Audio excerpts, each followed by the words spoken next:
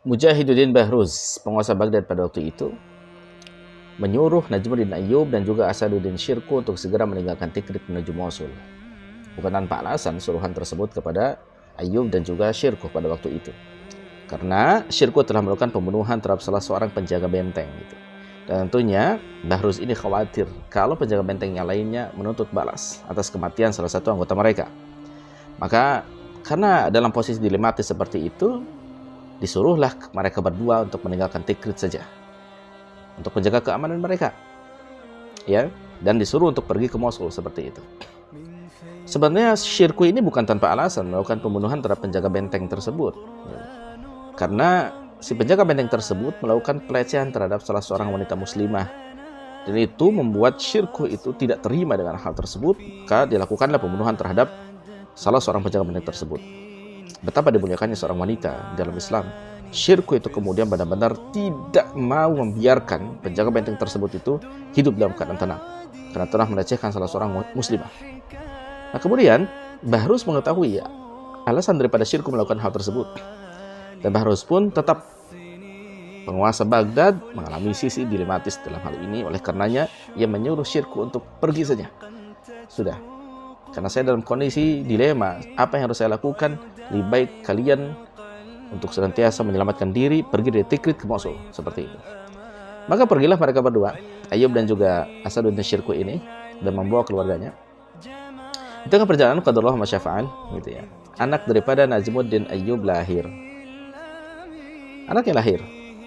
Kemudian tentunya bayi itu banyak menangis dari jalan. Dalam keadaan mengendap-endap, menjauhi kejaran dan lain sebagainya seperti itu, ada anak kecil yang terus menangis, menyebabkan perasaan daripada sang ayah, yakni Najmuddin Ayyub, merasa terganggu dan juga dikhawatirkan akan terendus mereka. Pengejaran akan selesai karena mereka tertangkap dan lain sebagainya seperti itu. Ya, sang ayah merasa sial dengan keberadaan anak ini, anak kecil ini. Nah, kemudian sang ayah pun, entah syaitan mana yang membisikinya, Ayyub itu hampir saja membunuh daripada anaknya ini, si bayi tersebut. Dan niatnya tersebut diketahui oleh yang lainnya, begitu. Sehingga salah seorang pengikut dari Ayyub dan juga Syirkuh ini memberikan nasihat kepada Ayyub ini. Wahai Tuan, kenapa Anda hendak membunuh anak Tuan ini? Kalau Anda merasa sial dengan anak ini, apa sebenarnya yang bisa diberikan oleh dia? Dia nggak bisa memberikan manfaat dan manfaat sebenarnya. Apa yang telah Allah tetapkan untuk kita pasti terjadi. Dan apa yang tidak Allah tetapkan untuk kita, tentu tidak akan terjadi, Tuan. Begitu kata si pengikut tadi. Boleh jadi, Tuan, saat ini anak ini mungkin membawa sial menurut Tuan, tapi boleh jadi ke depan nanti dia menjadi seorang raja yang hebat, raja yang adil, raja yang dibutuhkan oleh kaum muslimin, seperti itu. Nah kemudian berfikirlah Ayyub. Mendengar nasihat tersebut, akhirnya Ayyub pun mengurungkan untuk membunuh anaknya tadi.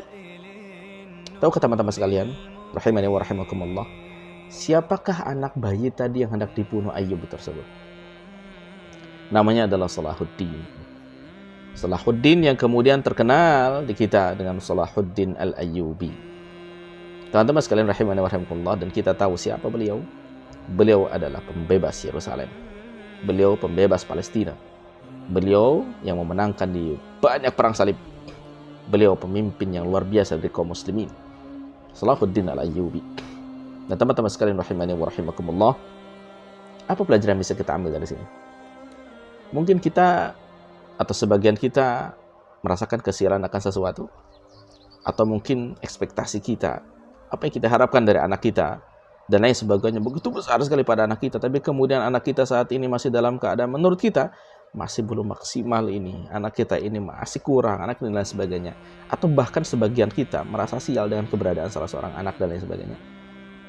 Atau orang yang berada di sekitar kita dan lain sebagainya, kita merasa orang nggak bermanfaat banget, atau segala macam yang kita mungkin merendahkan mereka dan lain sebagainya. Ketahuilah teman-teman sekalian, boleh jadi Anda saat ini merasakan hal tersebut sebagaimana dirasakan oleh Najmuddin Ayyub terhadap anaknya, yaitu Salahuddin.